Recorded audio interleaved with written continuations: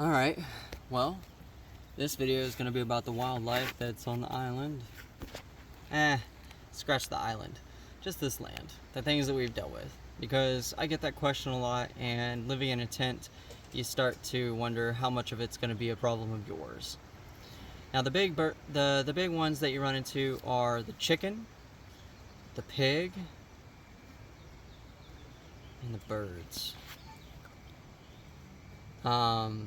These are the different little animals that run around.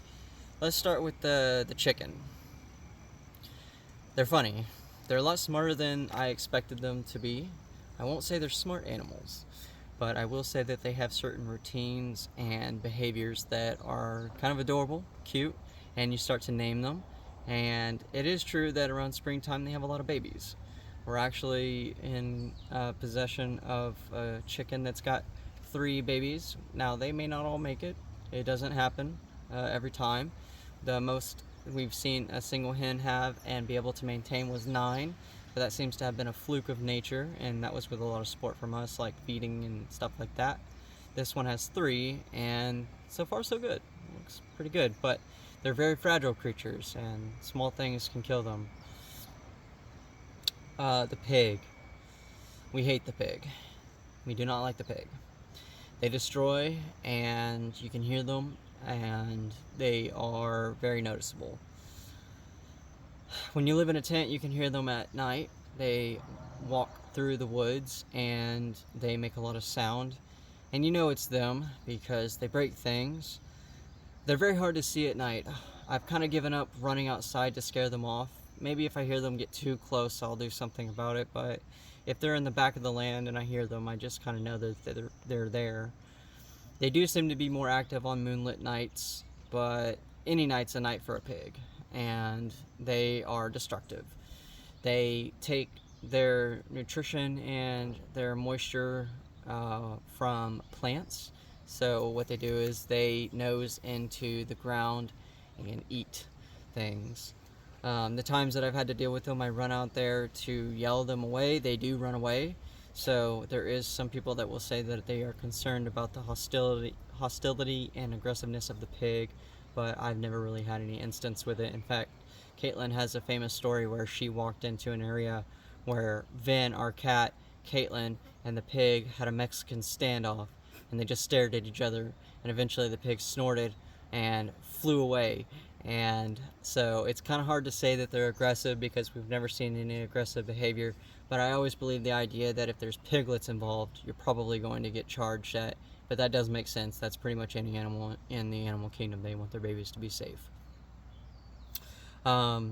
We've kind of come to a pretty good way of dealing with them as far as keeping certain gardens protected. I think that my presence helps a lot, but protecting certain gardens, we started off with just no fencing, and that of course led to the destruction of some of the gardens. Believe me when I say that that was one of the more sad days of living here, Caitlin's work being destroyed. Then we erected chicken wire around them, and this worked for a little while, but the pig eventually either went under or just jumped on top of the fence, and it's a very flexible wire, so it destroyed it. Then what we did is we put on bells, and this does seem to be the best trick, just putting on little cowbells that are about yay big onto the fencing. And so when the pig eventually come in there or touch it, it makes a little ringing sound that you can hear very obviously out in the woods. Part of living in a tent is you hear everything, and so you start to hear the noises that are unusual a little bit more keenly. Of course, other animals activate the bells and things like that, but you can usually get a sense for these things when it's probably something that you need to pay attention to. The birds are amazing. There's a lot of pigeon out here. They coo and they fight with each other. There is a hawk, and you can tell there's a hawk here. Sometimes it has a screech. The hens do not like the hawk. They make a trill when they hear it. There are owls around, but I haven't really noticed any owls near us. I've just noticed them on the island.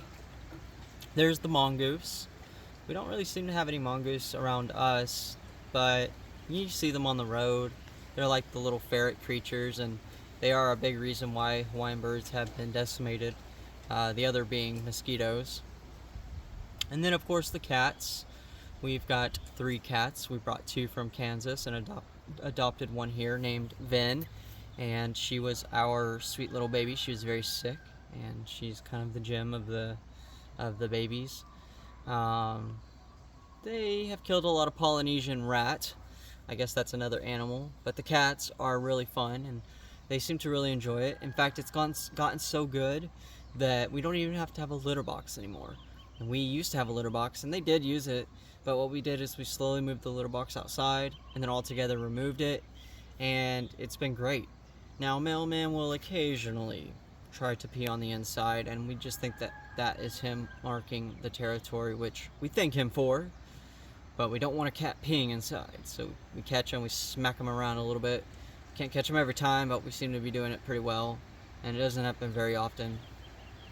But everybody goes outside and uses the restroom. You never run into it, you never really smell it. It's pretty nice, actually. There are feral cats that show up, and there have been times when at night you'd hear some yowling in the night and some fighting, and that's when I get up and go out there and try to defend. Mailman used to be a lot more of a prowler, and it seemed like in the early days of us moving here, he was claiming his territory, making sure that the other cats wouldn't be around here. And he would always make a lot of racket, and I would show up.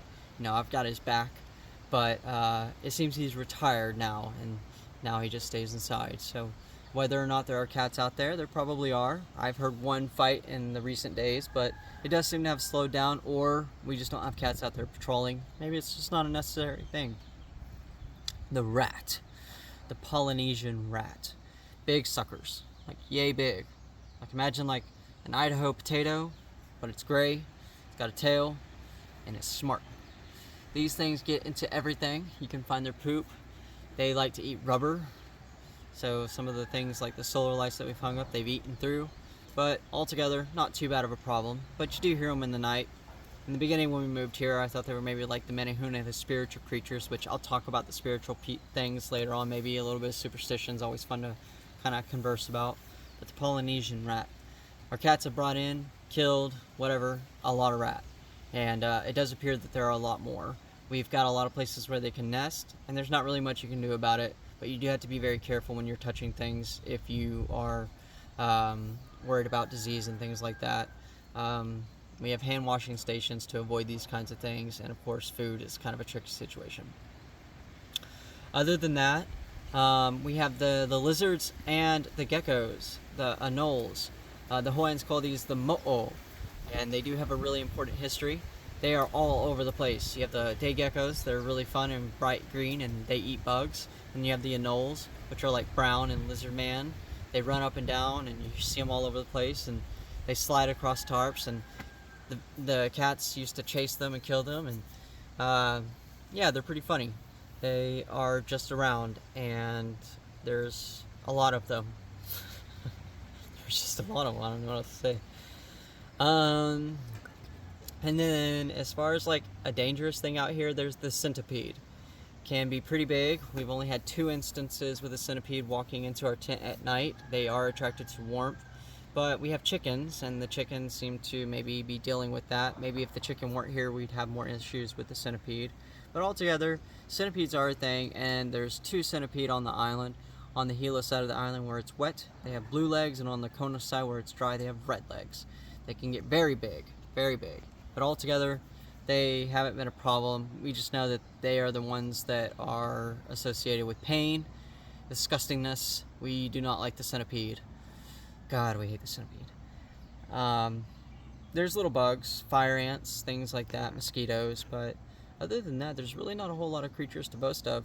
Plant life is everywhere, but as far as animal life, the biodiversity here is kind of limited, and there are more examples, but these are the more the last thing I'd probably say are the coqui frogs. These are these like little frogs that are about yay big, and at night and on a wet night they come out and they make a sound, bo beep, bo beep. You hear them, and some people hate them, some people love them. We love them. They're very soothing. They just kind of fade into the background as white noise. But yeah, the coqui frog are a thing. When you come to the island, you'll probably arrive at night. You'll probably arrive in the Kona side, and even then, at the airport, pay attention, and you'll probably hear the bo beeps. that is the Koki frog. That's pretty much it for this video. Our financial goal right now is to buy a new wheelbarrow. If you would like to, there's a wheelbarrow that is $139 at Ace that I've got my eye on. I'll leave my Venmo in the description, or PayPal or something like that. And thank you and aloha.